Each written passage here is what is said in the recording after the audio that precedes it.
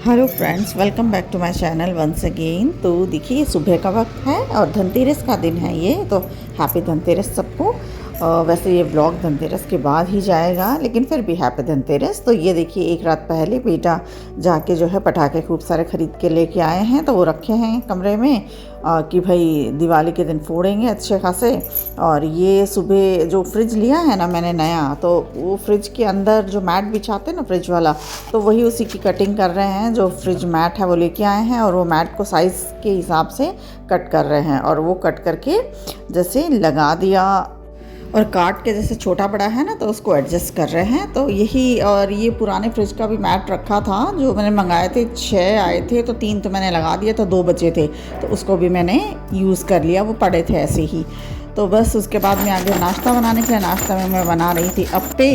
और अप्पे के लिए मैंने जो है 1 घंटा पहले जैसे सूजी को दही में मैंने भिगो के रख दिया था, और फिर सूजी जब फूल गई ना, तो उसके अंदर मैंने हरी मिर्च, प्याज, टमाटर, बस इतने ही थे मेरे पास वेजिटेबल्स, तो ये मैंने चॉप करके उसको और उसको मिला दिया है उसमें। और हल्का सा मैंने पानी डाल दिया था क्योंकि मुझे बहुत ज़्यादा गाढ़ा लग रहा था, तो बस सबको मिला दिया है। अब इसमें मैं डालूँगी, जैसे नमक डाल लो और मिर्ची, जो लाल मिर्च होती है ना, वो डाल लिया, और तड़का डाल लिया है। तड़का जैसे तेल में थोड़ा सा है ना, ये राई और थोड़ा सा जो कड़ी पत्ता होता है ना, वो तड़का के, और फिर उसको मैंने छौंक दिया था बैटर को। और इसको छौंकने से ना थोड़ा सा स्वाद और भी मतलब एनहांस हो जाता है, अच्छा लगता है। तो उसको छौंक के अब जो अप्पे का जो सांचा है उसमें मैं बनाऊंगी। और सांचा में जैसे मैंने एक तो नॉन स्टिक वाला मेरा पुराना है, और एक नया मैंने लिया था कास्ट आयरन का, तो वो दोनों ही में फटाफट बन जाएगा, तो मैंने दोनों ही चढ़ा दिए थे। और दोनों में डाल के जो है, क्योंकि 10 तो बज चुके थे और लेट हो गया था मतलब काम करते हुए, तो फटाफट मैंने कहा दोनों ही में चढ़ा देंगे तो हो जाएगा। और उसके बाद में एक तरफ चाय बना लेंगे, फिर सारे नाश्ता कर लेंगे, क्योंकि आज के दिन काम भी बहुत ज़्यादा है। धनतेरस वाले दिन डेकोरेशन भी करना है, और थोड़ी मुझे छत वगैरह इनकी सफाई भी करनी है धनतेरस के दिन।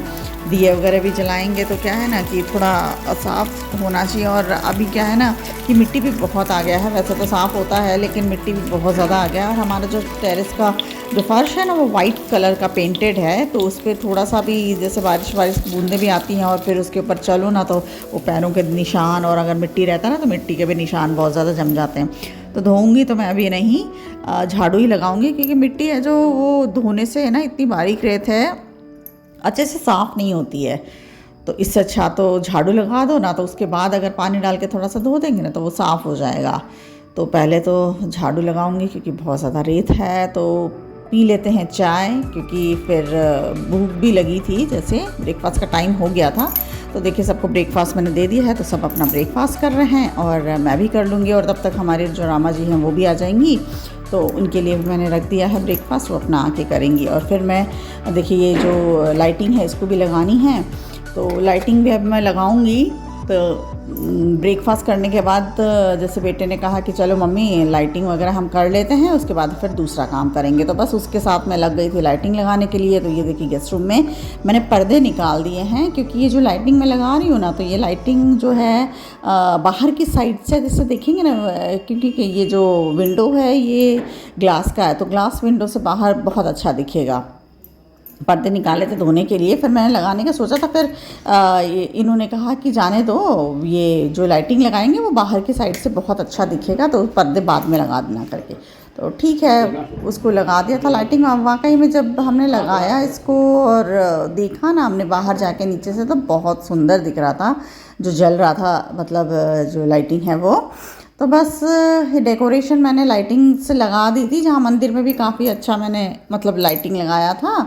और ये गेस्ट रूम में थोड़ा सा लगा, थोड़ा सा आगे, और घर जो है उनमें लगा दिया था सारा ही लाइटिंग। तो इसमें भी करीब करीब 2 घंटे तो लग ही गए थे। और फिर जो छत पे आ गई थी, मैं छत भी फटाफट झाड़ देते, फिर लंच का भी प्रिपरेशन करना होगा। तो देखिए, आपको दिख रहा होगा कितना ज़्यादा गंदा है, वाइट छत है, और उस पर ये जो रेत है, साफ़ आपको नज़र आ रहा होगा कि कितना ज़्यादा रेत है। यहाँ है ना, आंधी बहुत ज़्यादा चलती है, और यहाँ रेत ही रेत तो है। तो रेत क्या है कि हल्की सी भी अगर हवा चलती है ना, तो रेत बहुत ज़्यादा उड़ के आता है।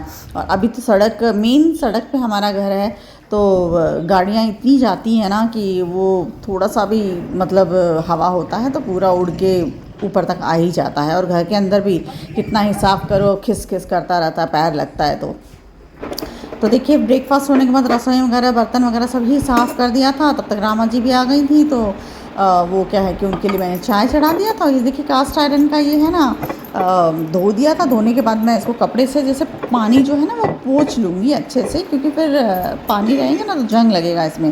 पोंछ लिया है और थोड़ा सा हल्का सा तेल लगा के ना, पूरे में जैसे तेल लगा दो साफ़ करने के बाद में, और फिर इसको प्लास्टिक के अंदर करके मतलब इसको रखो ना, तो इस पर जंग बिल्कुल नहीं लगता है, एज़ इट इज़ आपको मिलेगा ये। और अगर हम जैसे तेल वगैरह चिकनाई नहीं लगाते ना तो फिर वो रस्ट सा दिखने लगता है। तो बस अब मुझे बनाना था कढ़ी, तो कढ़ी के लिए मैंने बेसन, पकौड़े वाली कढ़ी बनानी थी, तो बेसन ले लिया था। बस इनमें जीरा, अजवाइन, हींग और लाल मिर्च, नमक, हल्दी ये मैंने मिला लिया था, और घोट के मतलब पानी से मिला के उसको अच्छे से बहुत देर तक इसको फेंटेंगे।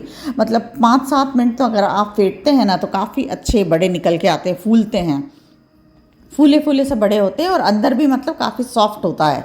जितना ही आप फेंटेंगे मतलब हवा भर जाता है ना फेंटने से ये जो बेसन है इसमें, तो जिसकी वजह से हमारे जो बड़े हैं वो तेल में एकदम फूले फूले से आते हैं, और कढ़ी में भी जैसे हम डालते हैं ना तो बहुत ही अच्छे लगते हैं, सॉफ्ट हो जाते हैं, एकदम मुंह में घुल जाते हैं। तो बस ये बड़े निकाल के मैंने सोचा कि रामा जी पहले उनको ब्रेकफास्ट करा देती हूँ, उसके बाद में फिर लंच की मैं तैयारी करूँगी। और फिर सब्ज़ी में जैसे मुझे लग रहा था कि गोभी की सब्ज़ी जैसे सूखी होती है ना, आलू गोभी की सब्ज़ी, कढ़ी और आलू गोभी की सूखी सब्ज़ी ये मैं बनाऊंगी। तो बस यही सोच के रखा था। तो फ़िलहाल तो मैं निकाल रही हूँ पकौड़े, और देखिए कितने मतलब फूले फूले से पकौड़े निकल रहे हैं, और चाय भी बन चुकी है। तो यही है, देखिए गोभी भी निकाल लिया था मैंने कहा चाय जब तक खौल जाता है अच्छे से तब तक मैं अपना जो सब्ज़ी है वो फटाफट काट लेती हूँ। तो यही गोभी को छोटे छोटे पीसेस में मैं करूँगी, और आलू भी काटूँगी छोटे पीसेस में, क्योंकि मुझे बिल्कुल भी ग्रेवी वाली सब्ज़ी नहीं बनानी है, सिंपल से सूखी सब्ज़ी बनानी है, जो गोभी आलू गोभी की भुजिया जिसे कहते हैं। भुजिया मतलब सूखी सब्ज़ी को भुजिया कहते हैं हमारे में। तो बस वही प्रिपेयर कर रहा था। वैसे ये आप बना के देखिए कि बहुत अच्छा लगता है। ये थोड़े से पटाखे हैं ना मैं अलग ख़रीद के लाई थी, मतलब जो हमारे रामा जी हैं उनका बेटा है देवकिशन, उसके लिए की। हैप्पी दिवाली सबको हैप्पी दिवाली, सबको सुख शांति रखे, आगे बढ़ावे भगवान सबको हैप्पी दिवाली। खूब सारा आशीर्वाद दे दिया यूट्यूब फैमिली को, है ना, देना चाहिए, सही बात है। आज कलर तो बहुत अच्छा पहन के आई हो रामा, है ना, ऑरेंज कलर। और देखिए आज के नाश्ता में गरम गरम पकौड़े, मिठाई और बिस्किट, है ना। हाँ मज़े हैं रामा के तो। भगवान राम जी कर लो भाई, नाश्ता करके अपना काम पूरा कर लो, जल्दी जल्दी घर भी तो जाओगी, है ना, घर जाना है, घर पे भी तो है। दिए वगैरह धो लिए कि धो के रख दिए? ठीक है थोड़ा बहुत, है ना, शाम को जल्दी चले जाना, तो काम अपना निपटा के, घर में दिए वगैरह करने होंगे तो। और पटाखे दे देना देव किशन को, कुछ आज फोड़ लेगा कुछ कल फोड़ लेगा, है ना, शौक होता है बच्चों को, तो शौक होता है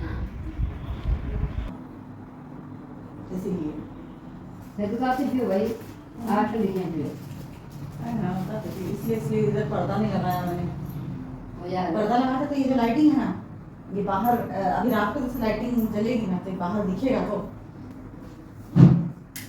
ये ऐसे चलेगा पूरा, रात में दिखेगा तो बाहर से दिखेगा ना तो अच्छा लगेगा, है ना।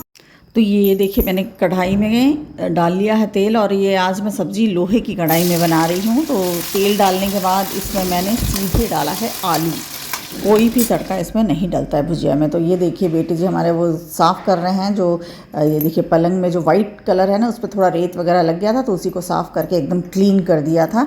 बच्चे होते हैं तो थोड़ा सहारा लगता ही है।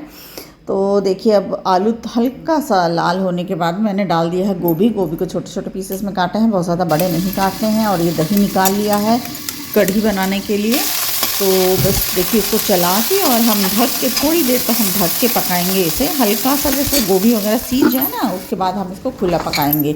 और आटा भी लगा के साइड में रख दिया है सेट होने के लिए, तब तक सब्ज़ी वगैरह बना लेते हैं, और इसके बाद में फिर तब तक आटा सेट हो जाएगा, फिर रोटी बन जाएगी।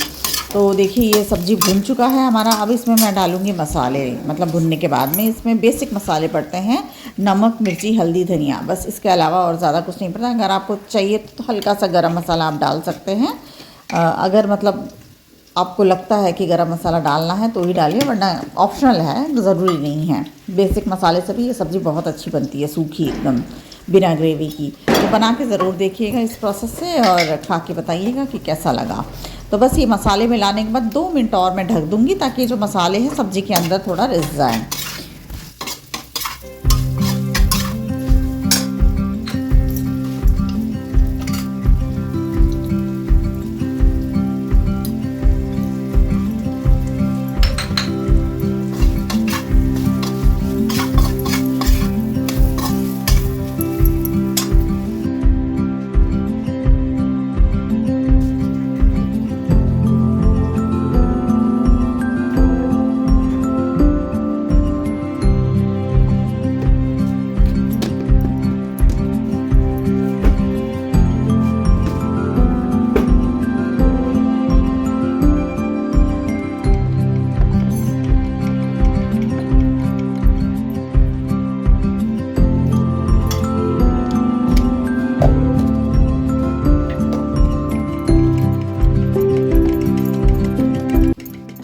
तो देखिए कढ़ी बनाने के लिए दही में जो है मैंने पानी मिला लिया है, पानी में बेसन मिला लिया और उसी में नमक, हल्दी और धनिया जैसे डाल लिया है बेसन में और घोट दिया है उसको अच्छे से, काफ़ी अच्छे से मिल जाना चाहिए। बेसन में थोड़ी सी भी गांठें नहीं होनी चाहिए। और उसके बाद में घी ले लिया, घी में डाला मैंने 5 फ़ोरन और जो खड़ी लाल मिर्च होती है ना उसका तड़का। और 5 फ़ोरन से जब हम कढ़ी छौंकते हैं ना तो उसका स्वाद बहुत ही अच्छा होता है। 5 फ़ोरन से कभी आप भी छौंक के देखिएगा तो बहुत ही स्वाद लगता है कढ़ी। और इसको लगातार चलाएंगे जब तक इसमें एक उबाल नहीं आ जाता, क्योंकि ये दही है ना तो दही के फटने का डर रहता है। तो बस इसको चलाते जाइए, जब एक उबाल आ जाए तब आप इसको छोड़ सकते हैं। तो बस मुझे चावल भी चढ़ाना था तो ये कम करके मैंने गैस सिम पे करके और ये मैं चावल को धोने लगी थी कि कुकर में भाई चावल भी एक तरफ चढ़ा देते हैं तो फटाफट सारी चीज़ें हो जाएंगी। एक तो बच चुके थे तो बस यही मैं कर रही थी, तब तक जो कढ़ी उफन के बाहर आ गई। वो कहते हैं ना आँख थोड़ी सी बजी और दुर्घटना घटी वाली बात है कि थोड़ा सा वो क्या है कि सिम करने में मैं पूरा तरीके से मैं सिम नहीं कर पाई थी, मीडियम पे कर दिया था ना, तो मीडियम पे तो वो बाहर आना ही था। कढ़ी बहुत जल्दी उफनती है, इस पर बहुत ज़्यादा ध्यान रखना पड़ता है कढ़ी को, जब तक कि वो पूरी तरह से मतलब ऐसे बॉईल ना होने लगे तब तक बहुत ध्यान रखना। बस मैंने सोचा, लालच आ गया था कि फटाफट हो जाएगा काम, तो इसी लालच ने मुझे काम बढ़ा दिया उल्टा मेरा। तो उसके बाद में पोंछ पाछ के मैंने दूसरे उस पर चढ़ाया बर्नर पे और फिर इस पर मैंने चढ़ाया चावल और पकौड़े वगैरह तो निकाल ही लिए थे। जैसे कढ़ी अच्छे से खौल जाएगा ना तो अब इसमें बड़े डाल देंगे। बड़े वाली कढ़ी बहुत अच्छी लगती है खाने में, बना के ज़रूर देखिएगा इस तरीके से जैसे मैंने बताया है। और बनाते तो आप भी होंगे, खैर जो नहीं बनाते हैं उसके लिए ये रेसिपी, और जो बनाते हैं उनको तो आता ही है। तो बस रसोई में ये मतलब बन रहा था। मैंने कहा चावल हो जाए, कढ़ी अच्छे से हो जाए, उसके बाद में रोटी बनाऊंगी गरम गरम जब सब खाएंगे। तब तक आ गई थी मैं बेडशीट वगैरह चेंज करने के लिए, न्यू बेडशीट बिछा दिया था फिर, क्योंकि बीच बीच में हम है ना गृहिणी, सारा काम एक साथ करने की आदत होती है हमें। तो वही रसोई में भी संभालना, इधर भी संभालना, उधर भी संभालना, भाई संभालना तो पड़ेगा क्योंकि काम तो सारे ही करने हैं और वो भी टाइम पे करने हैं। तो बस बेटा थोड़ा सा मतलब ऐसे हेल्प आया है तो अभी हेल्प कर रहा है, तो वही थोड़ा मशीन वगैरह उसने लगा दिया था। मशीन को मैंने कहा मैं बाद में देख लूँगी, बेटा तुम लगा तो दो एटलीस्ट, तो इतना तो वो थोड़ा बहुत तो सुन ही लेते हैं। और देखिए उसके बाद में ये 3 बज गए थे और 3 बजे हमारा जो इन्वर्टर है ना पहले का, तो वो थोड़ा ख़राब होने लगा था। काफ़ी साल हो गए उसको, इसीलिए चेंज करवाना था। डबल बैटरी का लगवा रहे थे, तो बस वो भैया भी आ गए थे लगाने के लिए। इन्वर्टर जो है हमारा डबल बैटरी वाला लगवा रहे थे, हाई पावर वाला। तो बस कपड़े जो है धुल गए थे तो उसको मैं छत पे डालने आ गई थी और ये अपना इन्वर्टर का काम कर रहे थे लगाने का। 5 साल पहले चलाओ। तो ये बड़ा वाला है तो? हाँ बड़ा वाला 2250। अच्छा, इसका कितना रहता है बैकअप? इसका लगभग 8 घंटे। 8 घंटे लगातार ना? जी जी। ये लॉन्ग टाइम। पड़ेगा कितने का? ये बिक्री तो इसका 50,000 57,000 है। अपना बिल दे के लगा दी। अरे पुराना वाला जो लेना है इसका भी तो कटेगा? हाँ कटेगा जी कटेगा। हाँ, तब बता देना कितना पड़ेगा।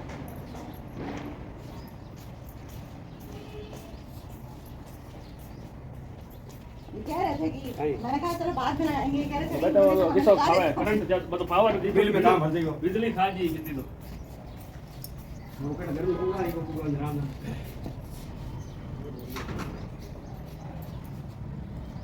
तो पूरा ही इन्वर्टर चेंज करने में जैसे 1 घंटे का समय तो लग गया था। और ये होता भी, बैटरी इसकी बहुत भारी होती है, ऊपर चढ़ाना करना, और ये 3rd फ्लोर पे लाना था तो नीचे से पूरा लाना काफ़ी हैवी था। मतलब बड़ा भी है ना, साइज़ में भी बड़ा है और हैवी भी काफ़ी ज़्यादा होता है ये। तो ये देखिए पुराना वाला निकाल दिया था और नया वाला वो लगा चुके थे।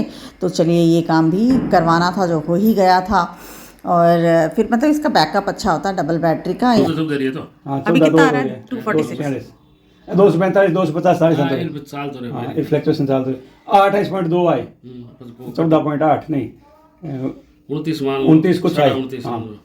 और फिर ये टिमटिम हट जाएगी। हाँ वो चार्जिंग बंद हो जाएगी पूरा चार्ज हो जाएगा तो ना। जी जी।